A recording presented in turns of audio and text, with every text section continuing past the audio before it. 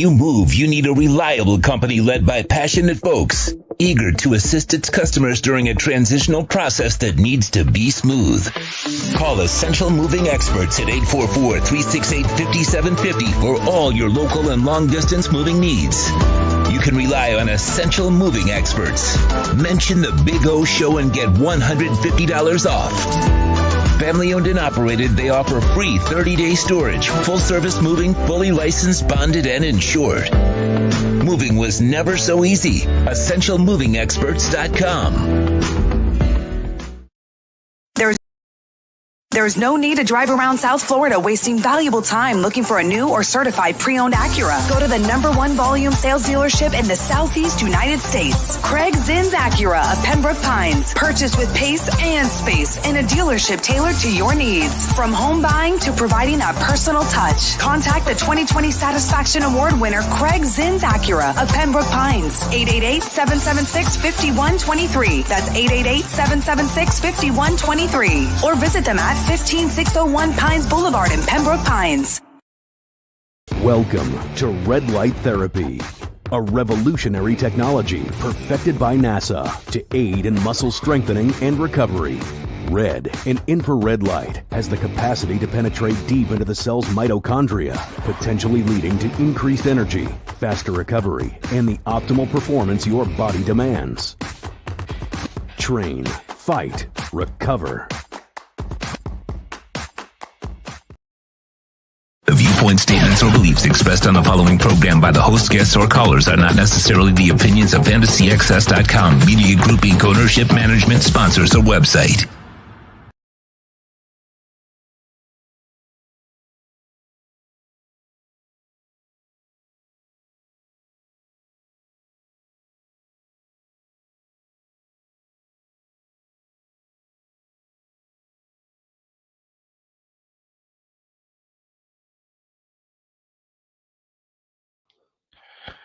What's up, everybody? How you doing? Good evening, good morning, however and whenever you may be accessing this show. Thank you for taking the time out of your day, whatever time of day it is, to listen to the Miami Hurricanes Watch on the 305 Sports Talk Network. I'm your host, Mike McCoy. Got Chad in the background mastering things. Thank you, Chad. And I want to get right into it because there's a lot of things I want to talk about and a lot of things that I'm frustrated about. Not so much the result of the game, because I think that a lot of people probably felt that if things didn't go absolutely perfect, Miami didn't have much of a chance, right? Because you always have a chance to win the game, depending on what you do in the game and how you play it and how you enter it. And the mentality going into the game is how much of a chance you'll give yourself. But everybody knows the deal. Not going to get too much into the game. 40-10. Miami had 98 total yards of offense, which was the third lowest in program history and the lowest since 1965, if I'm not mistaken. It is what it is, right? I mean, you kind of knew. What I don't understand about the game and how people, well, not about the game, but so much about the reactions of fans after the game was, what the hell were you mad at? You couldn't have been mad that Miami lost, and you couldn't have been mad at how Miami lost, because if you've been paying attention, okay, just maybe if you knew that Miami was playing with 6 to 7 offensive linemen. Have you seen Clemson's defense this season? You think that there was much of an option of how to call certain plays that you wanted to see? Josh got his call. Mind you, I am one that did tweet during the game, come on, Josh, empty the clip. Empty the clip, like you got nothing else to lose, right? And then I kind of thought I was about to delete the tweet, because if you got 2 first-time starters, okay, which was what the Canes have been having the past couple games in Inez Cooper and Seymour, all right, both guards position, number 50 and number 73. You know, they say at this point that you don't have freshmen on the team, okay? But that's if your freshmen have been playing significantly throughout the season. At this point, they're not freshmen. They've seen enough of college football to pretty much call this the beginning of the sophomore season, okay? They haven't seen everything, but the point I'm trying to make is you, as an offensive coordinator, take your mind out of PlayStation 5, take your mind out of an Xbox 360, whatever the hell you guys play out there. I'm a PlayStation guy. But you can't call stuff like that 5 receivers, 4 receivers or whatever, no protection at all with the situation I just named on the offensive line.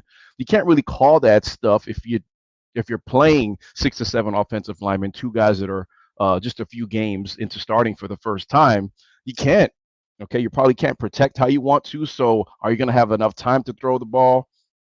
You have a true freshman quarterback making his second start. Okay, second start on the road, second start at Death Valley. You can't do all of these things. Like you can't. So, I almost felt bad for tweeting what I tweeted because it wasn't a shot at Gaddis. It was just like, you know what? We're down whatever the score was at the half, might as well just do it. Just do it. But then it's just like you're kind of hanging your players out to dry, even more. Okay, we saw two freshman mistakes from Jakari Brown in the game that he held on to the ball too long. The first one that I saw, okay, like I said, I'm speaking for myself. Maybe he had more, but I know he definitely had two because I pointed them out when I saw them. There was a crossing route that Mallory came across the formation, and Jakari held the ball way too long. Way too long. I can't even call it a coverage sack because Mallory was wide open in front of his face, okay, within 10 yards of the line of scrimmage. And I don't think he didn't see Mallory. I just think he was trying to make a big play, right? Because there's just no way you couldn't have seen Mallory. Wide open. And he held on to it, held on to it. And at that point, I'm thinking, okay, he's not going to throw it. Maybe he's going to use his legs. Didn't. Ends up getting sacked. And Miami was in Clemson territory at this point. And then the other one was the safety. Did the same thing. Held onto the ball too long. And then, there's a safety. So we saw freshman mistakes for the first time. But my point to go back to about people that want to see Gaddis do all of these things is sometimes you just can't.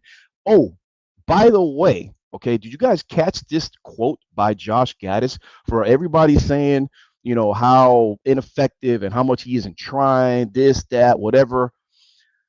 Josh Gaddis on yesterday's press conference where the coaches are made available to the media.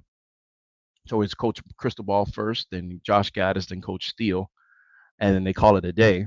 Josh Gaddis was quoted as saying the following. You ready for this one? We have ran 3 different offenses this year. I'm going to say that again. We have ran 3 different offenses this season, 2022. Okay, Mario's first season at the helm of his alma mater, the University of Miami Hurricanes. I don't want to hear. I mean it because look, honestly, at this point, you sound stupid if you don't think that he's trying these things, if he's trying different things, or if he's stubborn. Okay, because you, as an offensive coordinator, can only call what you can call. And if it seems limited, then oh well. Josh Gaddis isn't perfect. And yes, there are times that I'm just like, oh, I could have called this different. Especially in the red zone, right? But, at this point in the season, when there's really only 1 game left, well, last week, 2 games left, there's only this much you could really call when you have 6 or 7 offensive linemen and you're playing 2 guys on the line for the very first time and a true freshman quarterback, and just injuries. You had Chaney available for the first time this year. He didn't play. You kind of don't want to do that to a running back, especially when he's coming off of an injury that he had a hip injury. But then, when you don't have the amount of reps that you need, though, that's when soft tissue injuries happen. Okay, Parrish was available, so cool. And then Rooster was in there, so that's that about Chaney. But you are playing with the mash unit right now. You want to know what I say to the people that are saying making excuses? Go to hell. Because, I mean, there's really nothing else you can do. Miami has not had the season they've wanted to, but it's not because of the coaches not trying, and it's not because of, people not wanting to do things, right? There's certain players on the team that want to do things right. There's certain players on the team that don't want to do things anymore, and they're deciding to transfer, or they will transfer. And obviously those guys, and I don't think Gil is one of those guys that said to hell with it. Okay, I think Gil is one of those guys that's saying, you know what, I deserve a chance to play. I believe I can go somewhere and put something on tape for the NFL to see, and I think he can too. So I hope he goes somewhere that he's able to do that. And then obviously Thad Franklin, There's been rumors out there about Avery Huff, okay? And, other than Thad, those two guys have been here for the long haul, and I hate when they don't get to blossom into what they should or should have, especially Avery. The guy had all the physical tools to be a generational linebacker, just didn't get it between the heads, and that's unfortunate. But, aside from those two guys, there's going to be guys that I don't feel sorry for if they're leaving for selfish reasons, okay? If you can't see, if you can't see what this program is building, when I say you, I mean as a current player right now that's leaving for the wrong reasons, or otherwise, then I feel bad for you, because you know who is seeing it? All of these 23 recruits, all of these stud recruits, and their parents, because there's those parents that are making it vocal and known that they're tweeting and how much they love the staff and how honest they are. They can see it, but you don't, and that's cool. That's cool. Thanks for your transparency. Shape up and ship out, or ship out. They're choosing to ship out. But there's a quote that I want you guys. I'm sorry, a video that I want you guys to listen to. And everybody's talking about kind of shifting gears. I want to shift gears. I want to talk about the importance of making a bowl game, because there's people out there that say, why make the bowl game? What the hell are 15 practices are going to do? What? Like, are you that stupid that you don't think that 15 practices will help this team out, mass unit or not? I think that you're completely freaking clueless. Like, listen, it's very simple, especially with a team that's struggling like this, especially with a team that, number one, needs more practices, that needs more time together, even if it's off the field, because that's a big thing that people don't talk about, especially on that championship team that everybody saw in 01. They were great on the field, but they were great off the field too. People don't think that relationships like that matter in terms of winning, and they absolutely 100% do. So I want you guys to listen to Mario Cristobal talk about the importance of bowl practices and what they mean to the program, what they mean to the coaching staff, what they mean to the players, what they mean to the development of a team. I'm waiting for Chad to get that together. As soon as he gives me a heads up, a thumbs up, we're going to go ahead and play that for you. But 15 extra practices, that's what Miami's playing for, okay? And nobody in their godforsaken mind didn't have Miami not making a bowl game this year. As bad as things have gone, okay, this game is huge on Saturday, and I'm glad that it's an 8 o'clock kickoff, if I'm not mistaken. Crowd's going to be big time, or should be. And I really do think they are, because I'm sorry, Miami fought on Saturday. And they fought on Saturday. And to me, I'm going to tell you why that game did not feel, to me, it didn't feel like a 30-point loss. All right. It didn't feel like a 30-point loss. And I'm going to talk to you about that in a second after we watch Mario talk about the importance of these bowl practices. Go ahead, Sean. I'm sorry, Chad. Can't do that. But the practices themselves, being around the players, activities, building relationships, school's over with. I mean, you have them to yourself like you have them in camp. And that time is always, in my opinion, that's the most valuable time with your players.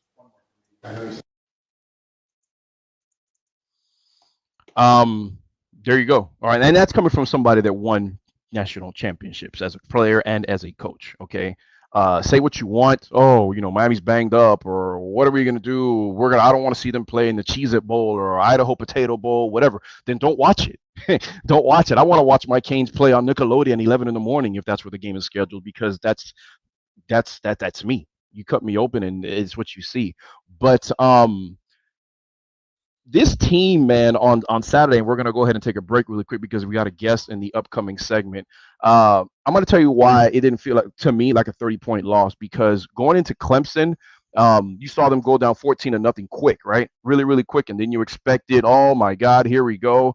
Well, I want to talk about, after this guest, well, I'll probably bring it up during his segment, what Coach Steele said about the performance between 2 points in the game, okay? And I bet you nobody, because I didn't realize it until he said it, but you kind of realized that there was a different type of Miami team playing, and they didn't give up, and I wanted to see that. To me, this felt like a 2-score loss, maybe like a 14-point loss, because Miami had a chance to really make this a 1-score game.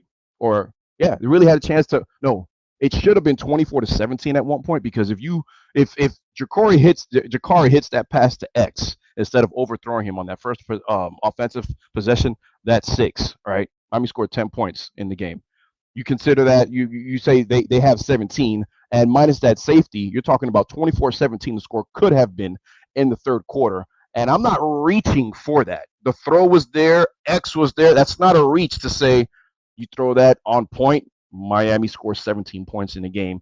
And it's not a reach to say if Jakari just doesn't have that freshman moment, yeah, he probably gets a sack or a tackle for loss, but not a safety. So Miami had a chance to make that a one-score game in the third quarter, because it was 26-10 or 24. Yeah, it was 26-10. So they had a chance to make it 26-17. Sorry, not a one-score game, but very respectable.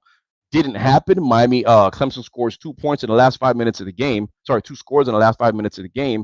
And you want to know what felt like a 30-point loss? Middle Tennessee State felt like a 30-point loss. And Miami only lost by 14 in that game. Think about that. Miami only lost by 14 against Middle Tennessee State at home, allowing 45 points. That felt like a 30-point loss. This didn't feel like a 30-point loss because Miami was fighting. Miami didn't fight against Middle Tennessee State. But we're going to take a break real quick because I want to introduce our guest in the next segment. Former Miami Hurricane football player, Gerald Mabry, fullback, really hard-nosed, tough guy. Loves talking about his time at Miami, loves talking about his time, loves talking about the U period. And those are the type of guys that we like to get on the show. So we're going to take a break really quick. I appreciate your time hanging with us throughout this first segment. Stay right here, and you are listening to Miami Hurricanes Watch on the 305 Sports Talk Network. You're listening to the home for hardcore Miami Hurricanes coverage.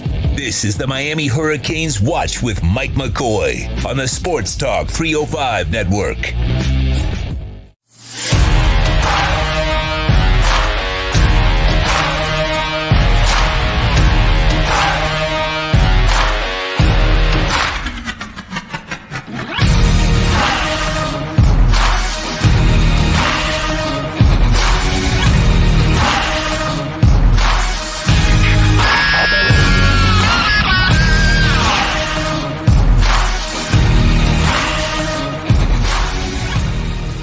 Red Recover now offers a simple-to-use, professional-grade light therapy device designed to help your dog heal and live a healthier life. Red Recover emits red and infrared light therapy based on the same science that NASA developed, all in a soft, flexible housing pad powered by a convenient, rechargeable lithium-ion battery.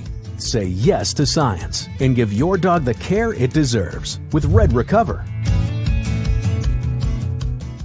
If you're a Miami sports fan, then there's only one store to go to, and that's Caneswear at Miami Fanwear in Davie. They're your one-stop shop for all your inner Miami CF, Canes, Dolphins, Panthers, and Marlins merchandise. They have hats, t-shirts, game day jerseys, and so much more. Located at 2511 South University Drive in Davie, and open 24/7 online at caneswear.com or innermiamiwear.com. Call them at 954-835-5597. Caneswear, the spot where inner Miami and all Miami sports fans shop.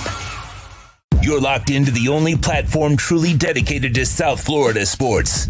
This is the Miami Hurricanes Watch on the Sports Talk 305 Network. Here's your host, Mike McCoy.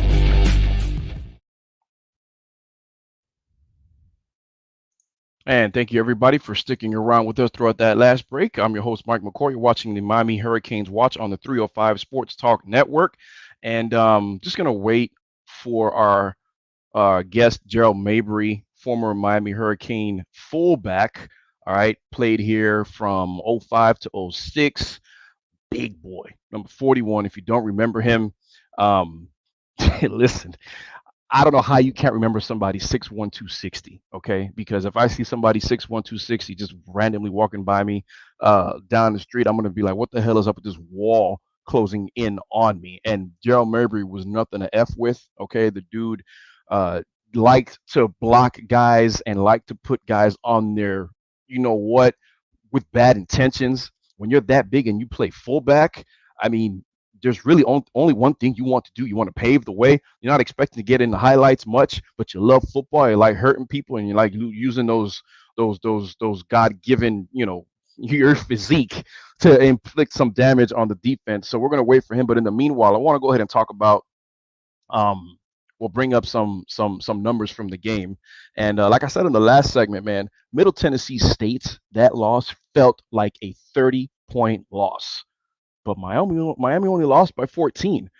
Looking at the way that Miami played Clemson from the point that that Clemson scored 14 points, right, which was about 9 minutes or so, or midway through the first quarter, through 5 minutes in the fourth quarter, okay, Miami caused 3 turnovers and allowed 10 points.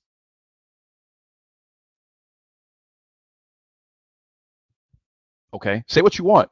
Say what you want. So that's and don't quote me on that. Josh Gaddis, I'm sorry, not Josh Gaddis. Kevin Steele went ahead and said it, and I'm gonna go ahead and play that for you in the next segment. But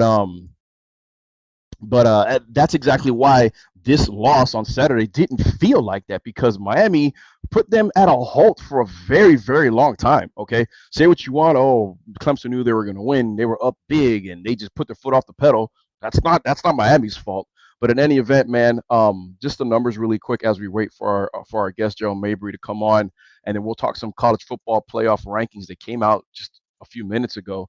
But just to recap, again, I'm not going to go heavy into this. Clemson scored in every single quarter, and they went as follows: 14, 10, 2, and 14. And Miami did all their scoring in the second half, scoring 10 points, 3 and 7. 3 in the third, and the touchdown in the fourth quarter. Ja'Cory Brown, 6 of 13, 53 yards and a pick. And Jake came in 3 of 5, 15 yards, threw a touchdown on that very same play that Miami won the game at Virginia. Okay. It was the same exact play where Khalil Brantley was involved, except it was run to the opposite side of the field, and this time Jake threw it. Okay, if you remember correctly, Jake won the game by deciding to keep the ball, and people were joking all the time. Well, they were saying, I see why Jake decided to keep the ball on Virginia, and that Virginia win, because when he did throw it to Khalil on Saturday, it was a shaky throw, but it got there. And shouts to Khalil Brantley. So, oh, he's in here. Okay. He just texted me saying that it won't let him in. Try to hit enter in the studio. Gerald, try to hit enter studio and let me know, and Chad will bring you on as soon as it does. Give me 1 second, guys, so I can help my guest get in here. Give me 1 second. Just give him some little instructions really quick. And he's in. All right, cool. Ladies and gentlemen, I love talking to former players. I don't care if they're a second string punter, a fullback, Kyle Kobia, okay,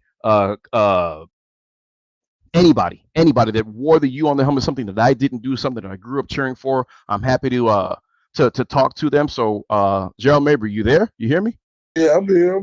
What's going on? What's up, man? How you doing? How you been? Good, man. No complaints. Thank you very much for. Go ahead. I'm sorry. No complaints. I'm doing all right.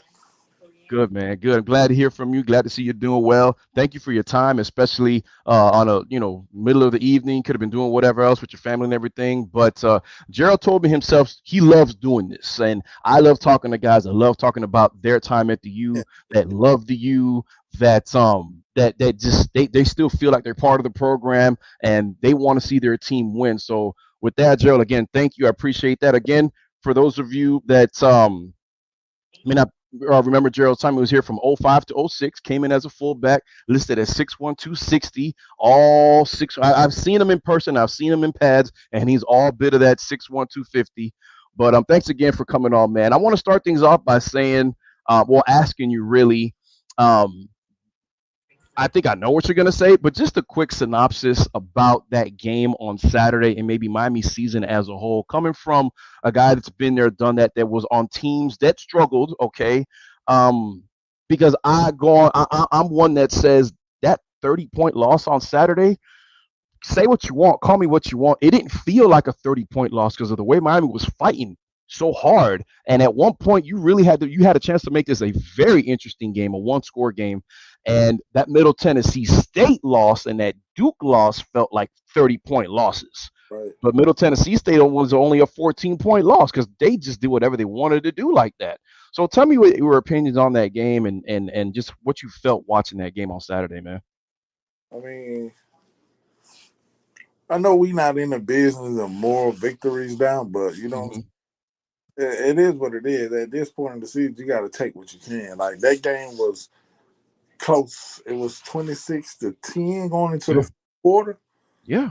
And so we were still there. We just gotta learn. I mean,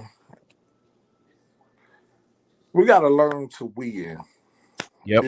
And just at this point, we're just not there yet as a program, man. The season overall, I mean, I didn't think we'll lose to Middle Tennessee. You know, it is what it is. Sometimes the ball it just goes their way when you playing the game of football. Uh, I mean, I ain't gonna say that. Ain't no excuse for that. I don't care who you. If you're a Power Five, you gotta have more pride in the Yeah. name, your jersey, and the name on the front of your jersey, your I hear helmet, that. to allow that. You know what I'm I saying? hear that. I hear that.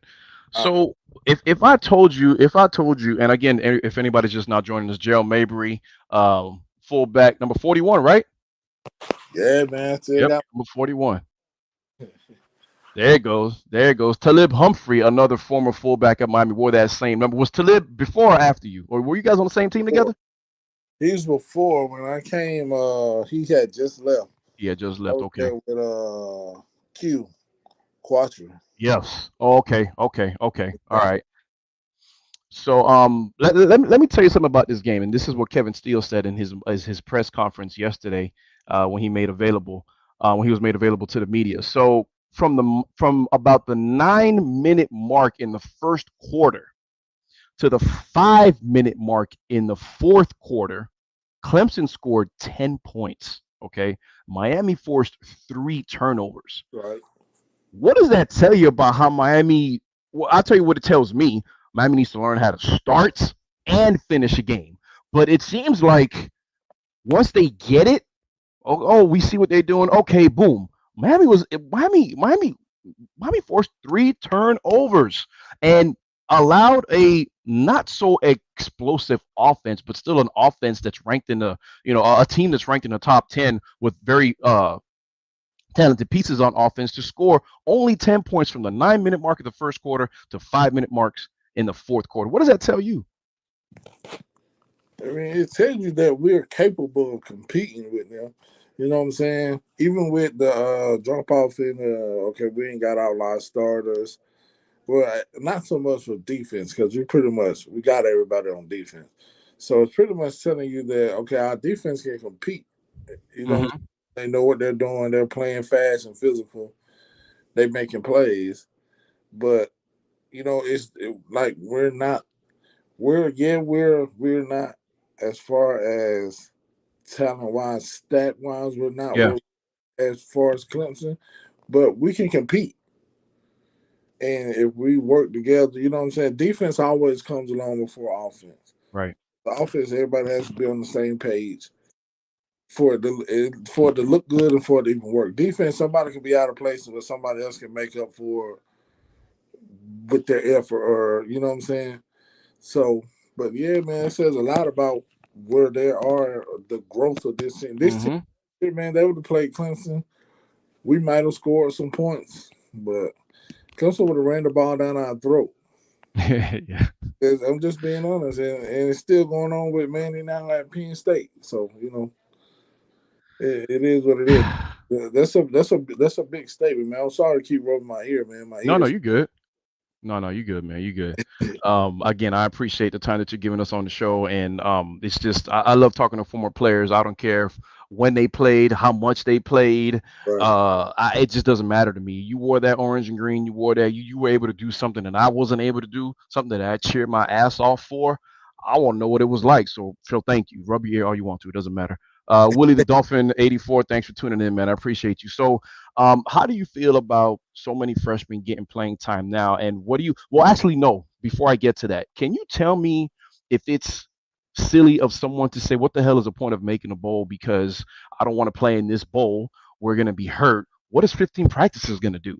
I feel like lining up all of those dummies and slapping them, because I feel like saying, how long have you been paying attention to this thing called college football? Because if you haven't been paying attention to it long, just go ahead and say it. I'll understand. But if you've been a college football fan for as long as you say, and you say something stupid like that, you deserve that college football fan card revoked. Can you tell me the importance about 15 extra practices for a bowl? See, that's the thing. They're looking at it from a fan's point of view. They're not looking at it from the players and the team's point of view. So Uh-huh. yeah, you may not want to go to a certain bowl because it's not going to be appealing. And even as a player, I'm not going to sit and tell you, like, when we played for Cocos last year, we went to The bowl game against Nevada. I forgot the name of Nevada, the bowl. Yeah. MPC Computer Bowl. Okay. As Man. players, we was like, man, you know what I'm saying? Nobody was too excited for it, but you know what I'm saying? Just to the goal and the extra practices and the extra time and the chemistry that it builds with the team, man, it's just it's different. You know what I'm saying? Then when those extra practices means a lot. You know what I'm saying? So man, it's just different. Thank you for emphasizing that, because I mean, stuff like that, and like I said, you've been in a college locker room. I have not. People, I think they undervalue the importance of what relationships off the field with your brothers mean to your production on the field, because we all know about the talent on that 0-1 team. They talk about how much they had each other's back off the field But and how much that mattered. So when you have 15 extra practices, that's 3 weeks worth of, you're going to be traveling with these guys to another part of the country, rooming with them, getting to know them a little bit better. And that means something. And I don't understand how a sports fan can really overlook that, because it's not just in college football, it's in every sport. Their chemistry matters, whether it's basketball, baseball, whatever. yeah, I want to be. You know what I'm saying? That when you with your teammate, man, you build that chemistry and trust. I still got guys that I talk to now, man. You know, they need me, I'm there for them. But because you build that, because you know what you put in, you know what Hmm. you all went through Yep. together, and you came out, you came out with that. You know what I'm saying? So it makes things totally different on the other side, man. It just you trust them that you know that okay, I know both our assignments. He's gonna be with Hmm. the job now. So you just build trust off the field the same way you build it on the field. Amen to that. Amen to that. Gerald Mabry joining the Miami Hurricanes watch on the 305 Sports Talk Network, and very glad that he, took time out of his evening to do that. Thank you for that, Gerald. What do you want to see going forward, man? Or obviously Saturday, you want to see them get this win. We know there's going to be a lot of young guys playing. Um, uh, the jury's out on Tyler. I don't want to see him unless he's 100% healthy, and I don't think he's going to be 100% healthy. I don't think it's worth the risk of potentially making that shoulder worse. I do believe Jakari and the combination of Jake can get that job done against a tough Pittsburgh, Pat Narduzzi coached team. Pittsburgh's always going to bring it.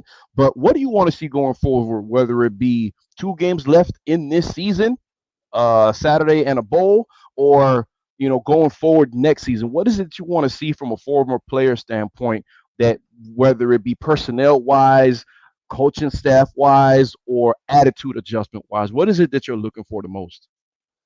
Just fight, man. You know what I'm saying? Make that you mean something, man. Just fight. You know what I'm saying?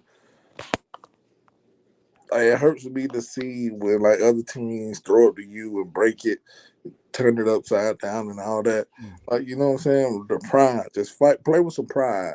You know what I'm saying? Everything else will take care of itself, man. Play with Mm-hmm. some pride and we'll be all right. I mean, I'm not worried about anything else as far as the coaching. You know, Chris Paul was a coach when I was there, so I believe and trust in everything that he's done. And man, you just gotta play with some pride, man. That's all I ask for him. Make that you being something Yeah, again. yeah, Brotherhood that we yeah, had. yeah. I hear it in your voice, man. I hear it in your voice how disappointed you sound. But listen, you've been around Coach Cristobal, and I got one more question before I let you go, because we got somebody else coming on. We're gonna go ahead and talk to Gabby Urrutia, 24/7 Sports. But is there a Mario crystal ball story you can share with us, whether it's on the field, off the field, that obviously none of us here know about, but just something that stuck with you about Mario that he did that maybe it was something funny or maybe not something not so funny that say, oh, this guy means business. Is this something you can share with us just to kind of let the audience know what he is, when we don't see him on the field, what he's like when Miami fans don't see him in action? I'm saying he's the same person. You got to understand, Mario is Mario. So the way he is now is the way he was then. He may be 10 times like turned now, but back then when he was an assistant coach, man, we got into a fight at practice. Ooh, please share. Whole team was fighting, and man, he was right in there with us though. That's the crazy. He was like, man, he understood that, okay, we're teammates, but between these white lines, even though we're practicing, we got to make each other better. Make each other better. So, hey, man, we ain't taking no mess from them, and he doesn't expect us to take it from them. You know what I'm saying? He was right in there, you know what I'm saying? He wasn't, I ain't gonna say he was cheering it on, but he's like, hey, man, you ain't gotta, you know what I'm saying? Let them know that you stand up for yourself. You know what I'm saying? You're still a man at first. You got to have a backbone. So, you know what I'm saying? He was right in there with us. It was surprising to me to see, like, all the other coaches was like, hey, break it up, dog. Mario's like, man, don't take that. You know what I'm saying? Hit his ass back. But that sounds. Go ahead. I thought you were done. Go ahead. Yeah, man, that's good, though. That was something, you know what I'm saying? It's just different now than the way football is now. Yeah. So, he'd get away with that back then, not now though. Yeah, unfortunately, yeah. I know I think there was a situation last year that there was. And look, fights happen all the time. Just because we don't hear about it doesn't mean that they don't happen. But there's one instance that got out last season. There was a fight that broke out during team practices, and everybody thought it was a big deal. And it's like, yo, if you play football, you know that this stuff, it don't just happen in the preseason when you're tired of hitting the same player. It happens during the season too. So, Gerald, man, I'm going to have to let you go. But just because that I didn't have you on for a whole 30, 40 minutes, whatever, doesn't mean that, A, I don't want to, B, I couldn't think of anything else to talk about. It just means that this show was done in 15 minutes and I got another guest to get to. But I hope we get to do this again at some point. Hey, anytime, man. Just shoot me a message. I'll be available. If I'm available, man, hey, make sure y'all be looking out for my son, man. I'm telling you, my son is next. He's in the 8th grade, man. Okay. Already 6'1", 200 running back coming out of Georgia. So be on the okay. I got a Twitter for him. Everything, all his highlights and everything is up. Check him out, man. Share his Twitter. What is it? It's Zion Mabry 1. ZION MABRY 1. Okay, I'm gonna hit him a follow. And out of Georgia, 6'1", 200 pounds. What year is he in? Man, he's going to high school next year, so he'll just be going to grade. Okay, and what school? Do you know what school he's going to be headed to? Probably going to be going to the school that play IMG this year up here, Central. Oh, okay. I forgot what school that was, but I know I've heard of them before. But I remember IMG going to play Georgia early in the year. So okay. Yeah, our OC's up here, Patrick Nix. So it probably be. Oh. Okay. So Zion Mabry, ladies and gentlemen, at Zion ZION MA as in Mike MABRY 1. Follow him. Oh, Phoenix City Central. Thanks, Gabby. Gabby's in the background, so Gabby probably has his eyes on him already. So I'm gonna text you after the show real quick. And Gerald, man, thanks again. Always love your input coming on. Former Cane coming on, not former Cane football player, because once a Cane, always a Cane. But my man, I'll text you after and thank you for your time, okay? No problem, man. Appreciate it anytime. All right, ladies and gentlemen, we're going to take a quick break. We'll be right back. We're going to have Gabby Urrutia of 24/7 Sports on, talking some Cane, talking some recruiting. Stick around. You're listening to the home for hardcore Miami Hurricanes coverage. This is the Miami Hurricanes Watch with Mike McCoy on the Sports Talk 305 network.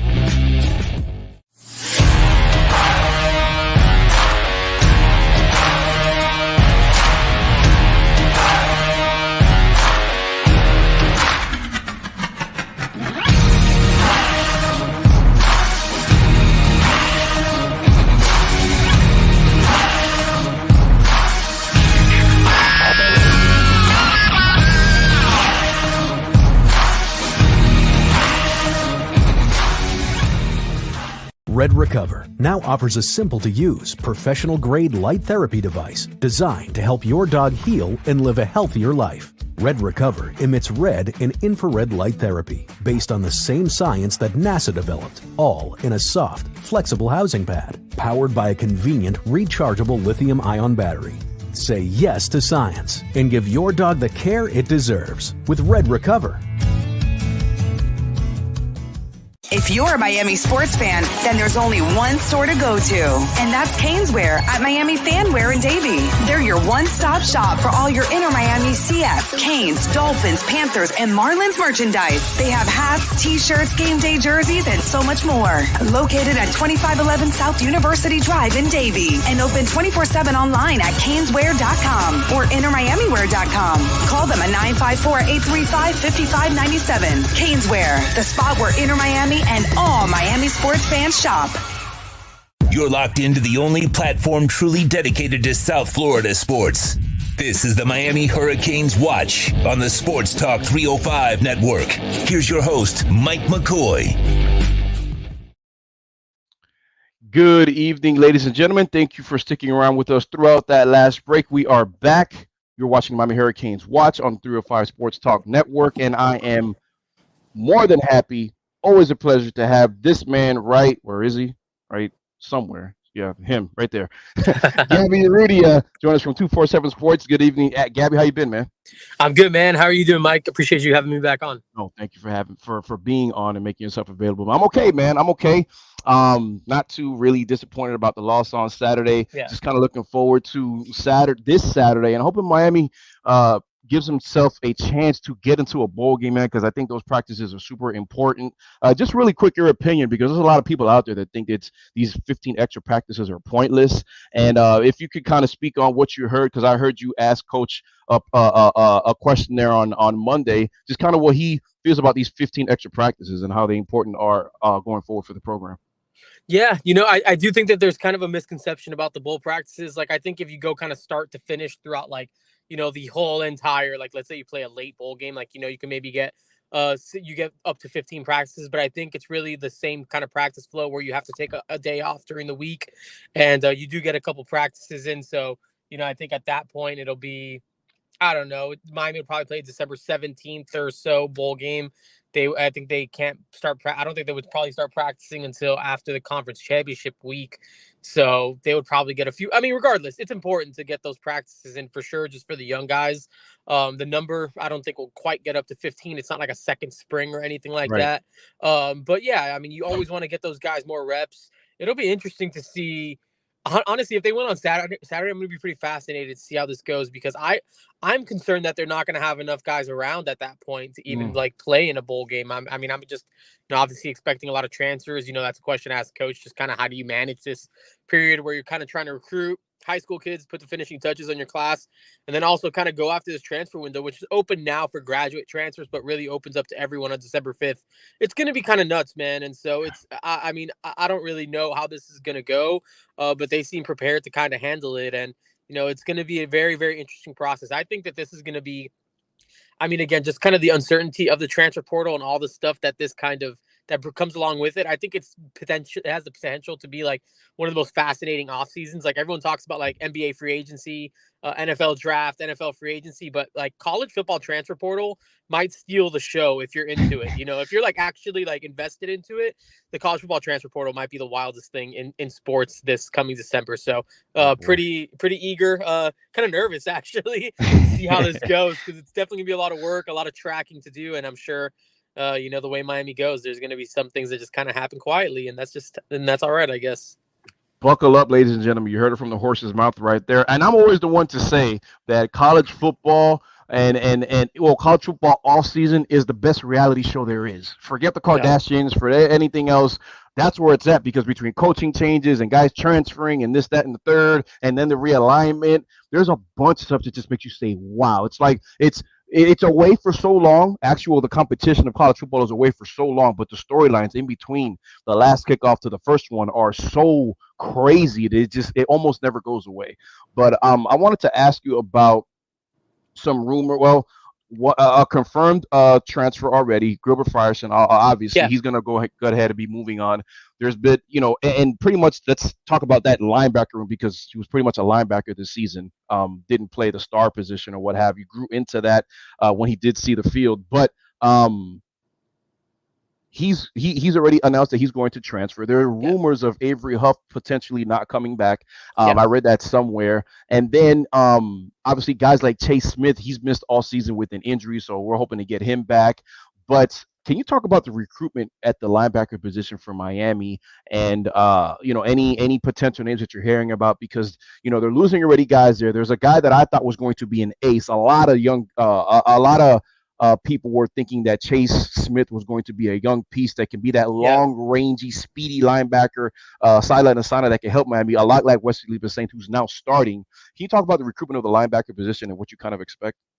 Yeah. First, Gilbert Frierson, one, I expect, I think there's a couple other names that no one's really talking about right now at the linebacker position that could potentially transfer to. Not talking about Wesley Saint, not hinting at anything like that. Not even really hinting at Chase Smith, but I do think we can see some more attrition there. So yeah, I think what happens here at linebacker is going to be extremely important, just because they do have the 3 linebackers committed. Bobby Washington out of here at Miami, Palmetto. We have him as a 3-star. I think he can end up being a good player. He's a big, physical, fast. You're talking about all those traits, that matter. Again, he definitely checks a lot of those boxes. He changes the way the linebacker room looks because he is already so big and kind of long and kind of, I think he has the frame to kind of fill out even more. So I'm excited about his development once he gets into a college strength and conditioning department. Raul Aguirre is a linebacker from Georgia, had all the big time offers you want to see. Alabama, Ohio State, Florida, Texas, I think were the 4 schools he was really considering. Miami ends up landing landing a commitment without an official visit over the summer. I remember being on vacation and that whole thing materializing and just being like, okay, these guys are just operating at a different level. It was in the middle, of course, of all that, that full head of steam that they kind of caught with Francis Mauigoa and all that type of stuff. So it was just a wild move. And then you got, I'm missing one. Malik Bryant. You got Malik Bryant. Yeah. Malik Bryant, man. He's been someone that's been considered the cream of the crop of this class since really the onset of the rankings. When these class rankings came out, Malik Bryant was, he had a huge freshman year at Orlando Jones. I think 15 and a half sacks as a freshman in high school. IMG Academy gets a hold of him. He kind of starts as a sophomore at IMG Academy, which you don't see very often. And he was extremely productive. I remember watching the Cam Kitchens, Romello Brinson, Northwestern team play IMG Academy. And this was, Malik Bryant, number 5, coming off the edge with Xavier Sori, a bunch of guys that ended up playing high level college football. Tyler Booker, J.C. Latham. All those guys. J.J. McCarthy was playing quarterback for Michigan.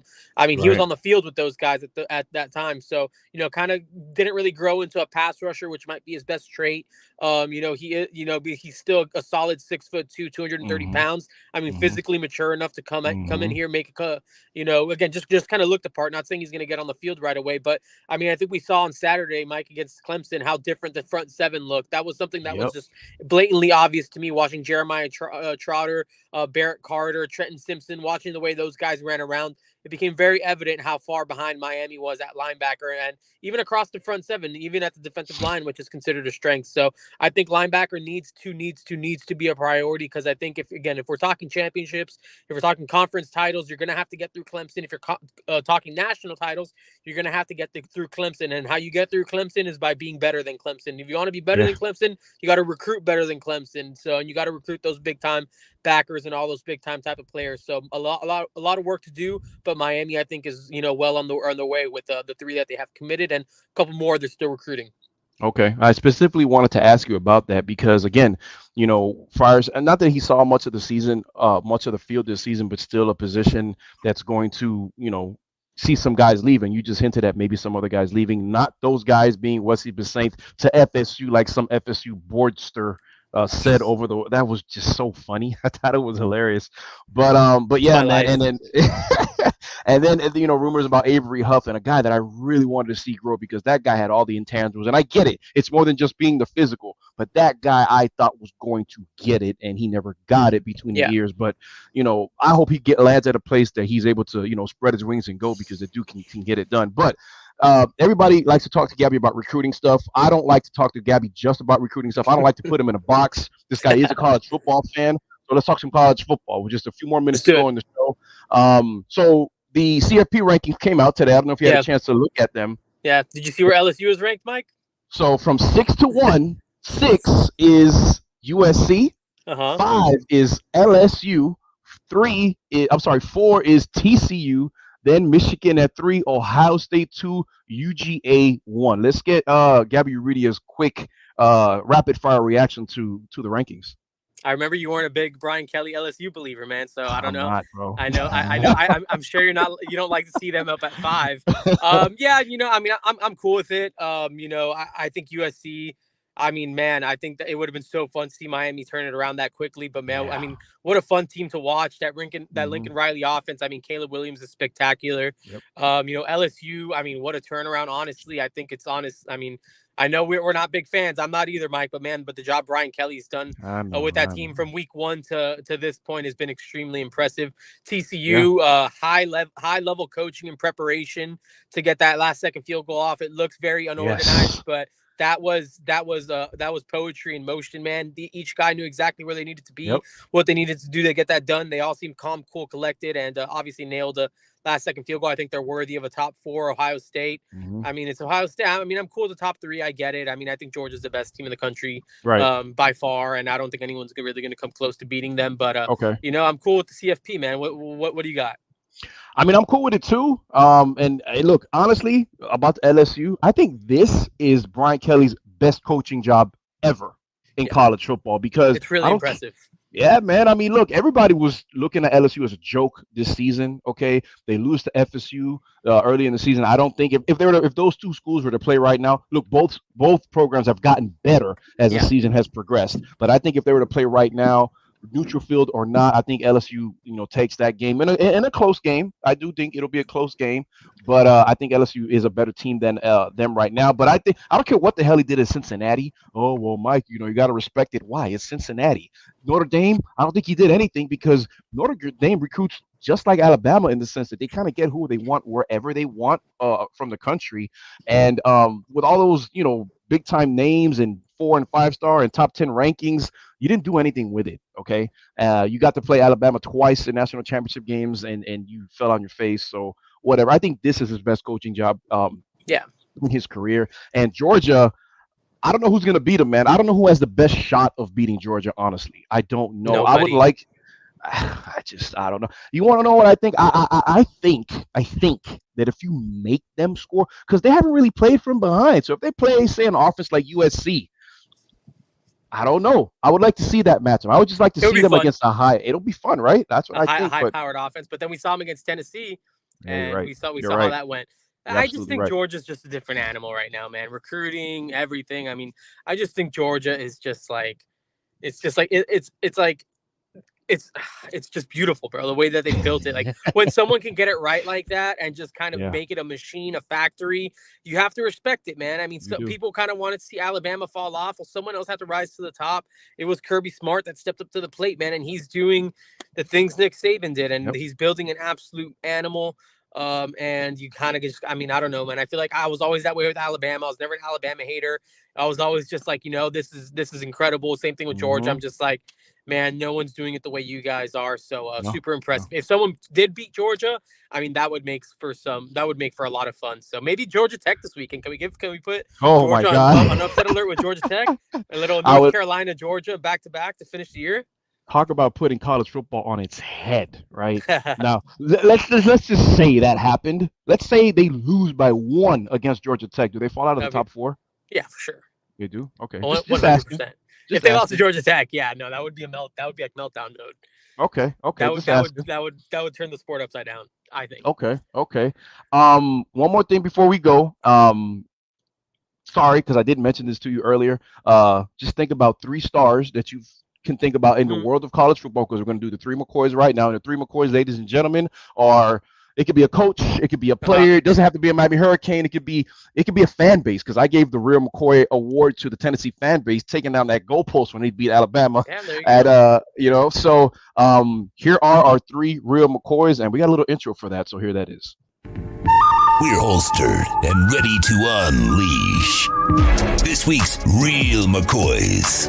Time to hand out awards for this week's MVPs for the Miami Hurricanes. The Real McCoys.